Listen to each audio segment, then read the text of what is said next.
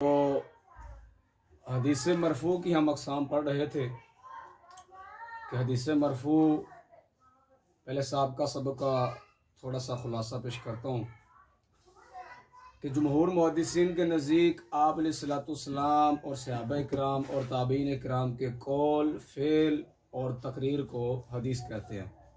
پھر اگر حدیث آپ علیہ الصلوۃ والسلام کی ہو تو اسے حدیث مرفوع، اور اگر صحابی کی ہو اسے حدیث موقوف، اور اگر تابعی کی ہو تو اسے حدیث مقطوع کہا جاتا ہے۔ پھر اس حدیث مرفوع کی آگے میں نے دو قسمیں بیان کی، حدیث مرفوع صریحی اور حدیث مرفوع حکمی۔ پھر حدیث مرفوع صریحی کی آگے جو ہے وہ چار قسمیں ہیں، قولی، فعلی، تقریری، وصفی۔ پھر یہ ہم نے سابقہ سبق میں یہاں تک پڑھا، یعنی حدیث مرفوع صریحی تک، اور اس کے آگے اقسام پڑھی۔ آج ہم پڑھیں گے حدیث مرفوع حکمی، اور اس کے جو آگے تین اقسام ہیں، قولی، فعلی، تقریری۔ اسی کے مطابق یہ نقشہ آپ کے سامنے ہے۔ حدیث مرفوع، موقوف، مقطوع، پھر مرفوع کے آگے مرفوع صریحی، مرفوع حکمی، مرفوع صریحی کے نیچے پھر قولی، فعلی، تقریری، وصفی، پھر مرفوع حکمی کے نیچے قولی، فعلی، تقریری۔ اب ہم مرفوع حکمی پڑھیں گے۔ بھی مرفوع حکمی کسے کہا جاتا ہے؟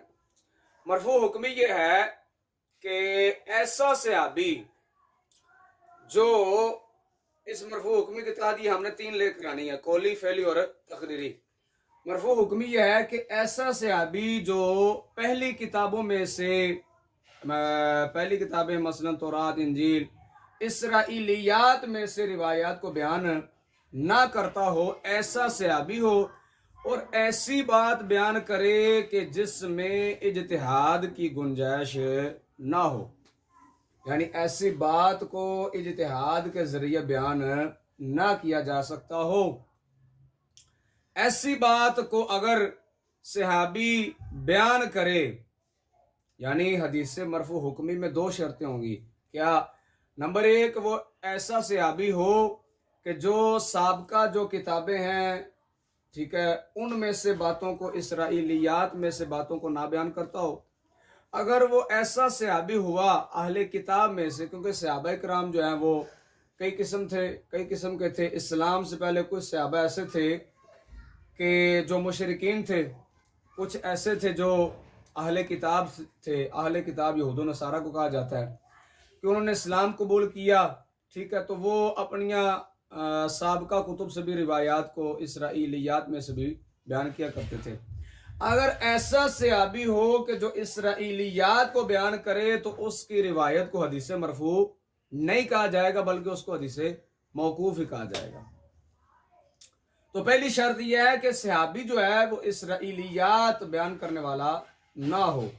دوسری کہ جس بات کو بیان کر رہے ہیں وہ بات اجتہاد کے ساتھ تعلق نہ رکھتی ہو، یعنی اس طرح کی بات کو اجتہاد کے ساتھ کرنا محال اور ناممکن ہو۔ مثلا سابقہ زمانوں کی خبریں دینا، مثلا انبیاء علیہ الصلوۃ والسلام کی خبریں بتانا، سابقہ امتوں کے متعلق خبریں دینا، یا ابتدائے خلق میں جو باتیں تھی ان باتوں کو بیان کرنا کہ اللہ تعالیٰ نے مخلوق کو کیسے پیدا کیا، یا آنے والے زمانے قیامت تک ان زمانوں میں جو ہونے والے کام ہیں، مثلا ہونے والی جنگیں ہیں، اٹھنے والے فتنے ہیں، یا قیامت کی نشانیاں ہیں، یا قیامت کے بعد جو قیامت برپا ہونے کے بعد جو قیامت کی ہولناکیاں ہیں وہ بیان کرے، یا جنت میں کوئی نعمتیں بیان کریں بھی اس طرح نعمتیں ہوں گی، یا دوزخ میں اس طرح کے عذاب ہوں گے، یا کسی مخصوص فعل پر کسی مخصوص ثواب کے مرتب ہونے کے متعلق وہ بتائیں۔ کیا مطلب؟ کہ اگر کوئی بندہ فلانا کام کرے تو اس فلاں کام پر یہ ثواب ملے گا، یا فلاں کام کرے تو اس فلاں کام پر یہ عذاب ملے گا۔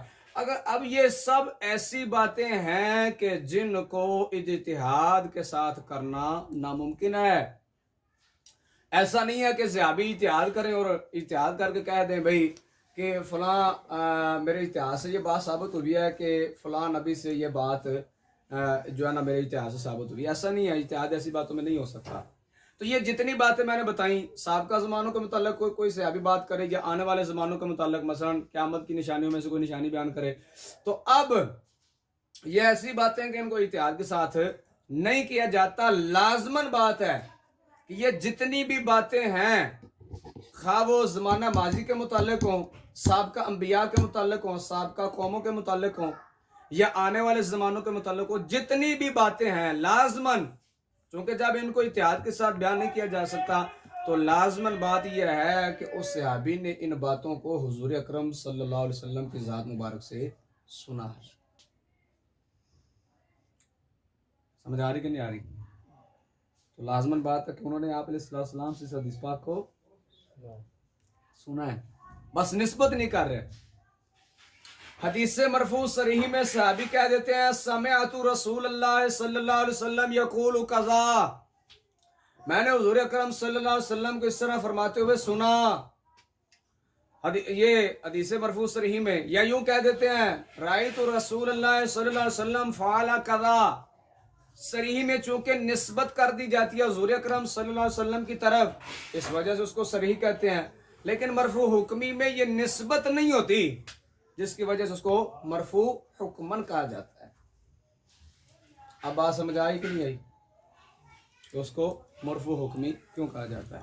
اگر وہ صحابی بات کریں یعنی کوئی خبر دیں سابقہ زمانوں کے متعلق یا آنے والے زمانوں کے متعلق، کہ وہ صحابی بھی ایسا ہو کہ جو اسرائیلیات کو نہ بیان کرتا ہو، اور دوسرے نمبر پر اس بات میں اجتہاد کی گنجائش بھی نہ ہو، تو اس یعنی ان کی بات کو کیا کہا جائے گا؟ حدیث مرفوع قولی حکمی کہا جائے گا. کیا کہا جائے گا؟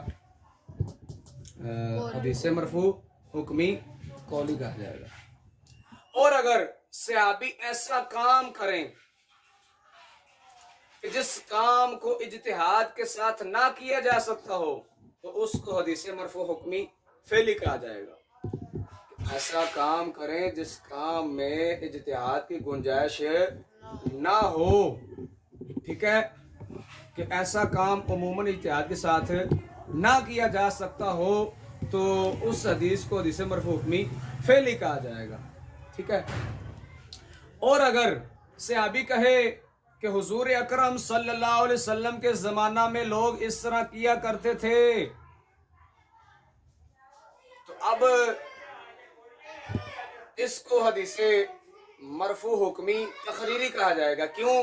کیونکہ بظاہر ہے کہ جب وہ کہہ رہے ہیں کہ لوگ حضور اکرم صلی اللہ علیہ وسلم کے زمانہ میں اس طرح کیا کرتے تھے، تو اس سے بظاہر ہے کہ جب وہ حضور کے زمانہ میں کرتے تھے تو حضور علیہ السلام کو علم تھا. تو جب آپ کو علم تھا، آپ نے جاننے کے باوجود اس عمل پر یا اس بات پر انکار نہ فرمایا، منع نہ فرمایا، آپ نے سکوت اختیار فرما کر اس کو برقرار رکھ دیا. اور جس وقت کے وحی بھی نازل ہو رہی تھی اس زمانہ میں، چونکہ اگر وہ کام غلط ہوتا تو وحی، اگر آپ علیہ السلام کو بظاہر علم نہ بھی ہوتا تو وحی کے ذریعے حضور کو بتا دیا جاتا کہ اس وقت آپ کے فلاں صحابی جو ہیں، فلاں لوگ جو ہیں وہ غلط کام کر رہے ہیں، تو وحی کے ذریعے بتا دیا جاتا. تو جب حضور علیہ السلام بھی مطلع ہیں، وحی بھی نازل ہو رہی ہے، تو لوگ جب کرتے تھے تو معلوم ہوا کہ جو وہ کرتے تھے وہ درست تھا. تو ایسے عمل کو جب صحابی یہ کہہ دے کہ حضور کے زمانہ میں لوگ اس طرح کرتے تھے، اس کو بھی حدیث مرفوع حکمی تقریری کہا جائے گا. کیا کہا جائے گا؟ سمجھ آ رہی کہ نہیں آ رہی؟ یا کہے صحابی من السنتی قضا، سنت سے اس طرح ہے. یا وہ کہے امرنا بقضا، ہمیں اس بات کا اس طرح حکم دیا گیا ہے. یا وہ کہے نہینا بقضا، ہمیں اس طرح روکا گیا ہے. تو یہ سب کس کی علامات ہیں؟ حدیث مرفوع حکمی کی. کس کی؟ سمجھ آ رہی کہ نہیں آ رہی؟ حدیث مرفوع حکمی. یہ خلاصتاً میں نے آپ کو پہلے عرض کر دیا، آپ ذرا ترجمہ سماعت فرمائیں. وَأَمَّا حُكْمًا فَكَإِخْبَارِ الصَّحَابِيِّ الَّذِي لَمْ يُخْبِرْ عَنِ الْكُتُبِ الْمُتَقَدِّمَةِ مَا لَا مَجَالَ فِيهِ لِلْاجْتِهَادِ. اور رہا حکمن، تو جیسا کہ ایسے صحابی کی خبر دینا، ایسے صحابی کا خبر دینا جو سابقہ کتب سے بیان نہ کرتے ہوں. یہ پہلی شرط. کس بات کی خبر دینا؟ ما لا مجال فیہ للاجتہاد، کہ جس میں اجتہاد کی کوئی گنجائش نہ ہو. دو شرطیں ہو گئی کہ وہ صحابی اسرائیلیات کو سابقہ کتابوں سے بیان نہ کرتا ہو، ایک. دوسرا وہ بات ایسی ہو جس کو وہ بیان کرتے ہیں، یا وہ عمل ایسا ہو جس کو وہ کرتے ہیں کہ جس میں اجتہاد کی گنجائش نہ ہو. کس کے متعلق خبر دیں؟ عن الاحوال الماضیت، اخبار الانبیاء، گزشتہ احوال کے متعلق، جیسا کہ انبیاء علیہ السلام کی خبریں. اب الاتیت، یہ آنے والے زمانوں کے متعلق، آنے والے احوال کے متعلق. کل ملاحم، جیسے کہ جنگیں، والفتن، اور فتنے، واحوال یوم القیامہ، اور قیامت کے احوال کے متعلق. او ان ترتب ثواب مخصوص او عقاب مخصوص علی فعل، یا کسی فعل پر مخصوص ثواب یا مخصوص عذاب کے متعلق خبر دیں. فَإِنَّهُ لَا سَبِيلَ إِلَيْهِ إِلَّا السَّمَاءُ عَنِ النَّبِيِّ صلی اللہ علیہ وسلم، پس بے شک شان یہ ہے کہ کوئی راستہ نہیں ان کی طرف مگر آپ علیہ السلام سے سننے کے ساتھ.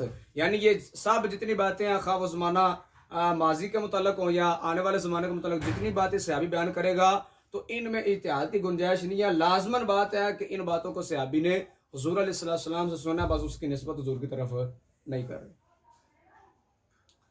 او یہاں تک تھا حدیث مرفوع قولی کا بیان. آگے شیخ حدیث مرفوع فعلی، حکمی فعلی جو اس کو بیان فرما رہے ہیں. او یفعل الصحابی ما لا مجال للاجتہاد فیہ، یا صحابی کریں اس چیز کو کہ جس میں اجتہاد کی گنجائش نہ ہو. او یخبر الصحابی بانہم کانوا یفعلون کذا فی زمان النبی صلی اللہ علیہ وآلہ وسلم لأن الظاہر اطلاعہ صلی اللہ علیہ وآلہ وسلم علی ذلک ونزول الوحی بہ. اب یہاں سے حدیث مرفوع حکمی تقریری کو شیخ بیان فرما رہے ہیں. یہ صحابی خبر دے اس بات کی کہ حضور علیہ السلام کے زمانہ میں لوگ اس طرح کیا کرتے تھے، کیونکہ ظاہر ہے کہ آپ علیہ السلام اس پر مطلع تھے اور وحی بھی آپ علیہ السلام پر اس وقت نازل ہو رہی تھی. او یقولون من السنت قضا، یا صحابہ یہ فرمایا کہ سنت سے اس طرح ہے. ٹھیک ہے، صحابہ یہ کہیں کہ سنت سے اس طرح ہے. لأن الظاہر ان السنت سنت رسول اللہ صلی اللہ علیہ وسلم، کیونکہ ظاہر ہے کہ سنت جو ہوتی ہے وہ آپ علیہ السلام کی ہی سنت ہوتی ہے. وقال بعضهم انه يحتمل سنت الصحابۃ وسنت الخلفاء الراشدین فان السنت یطلق علیہ. بعض محدثین فرماتے ہیں کہ جب یہ کہا جاتا ہے نا من السنت قضا، تو اس سے احتمال جو ہے آپ علیہ السلام کی سنت کی بجائے سنت صحابہ کا بھی ہو سکتا ہے، سنت خلفاء راشدین کا ہو سکتا ہے. کیوں؟ وہ دلیل یہ دیتے ہیں کیونکہ سنت کا اطلاق جس طرح آپ علیہ السلام کی سنت پر ہوتا ہے، اسی طرح سنت کا اطلاق سنت صحابہ پر بھی ہوتا ہے اور سنت خلفاء راشدین پر بھی ہوتا ہے. اور ناچیز ان بعض محدثین سے یہ عرض کرتا ہے جو سنت صحابہ ہوگی وہ بھی تو سنت رسول ہوگی. اور جو بعض محدثین کہہ رہے ہیں کہ من السنت قضا سے رسول اکرم صلی اللہ علیہ وسلم کی سنت کی بجائے سنت صحابہ کا، سنت خلفاء راشدین کا احتمال ہو سکتا ہے. ارے بھائی، جو خلفاء کی سنت ہوگی یا صحابہ کی سنت ہوگی، جس طریقے پر صحابہ ہوں گے وہ طریقہ بھی تو حضور کا ہی ہوگا، اور جس پر صحابہ عمل کر رہے ہوں گے وہ طریقہ تو بھی حضور کا ہی ہوگا نا. تو لہذا ہمیں اس سے مراد سنت صحابہ لو تو ہمیں سنت رسول لو. جائے گی کس پر؟ وہ آپ علیہ السلام ہی کی سنت پر. مجال ہے، محال ہے کہ صحابہ ایسا عمل کریں کہ جو آپ علیہ السلام سے سنت سے ثابت نہ ہو. سمجھ آئے کہ نہیں؟ اللہ تعالیٰ ہمیں دین متین کی خدمت کرنے کی توفیق عطا فرمائے.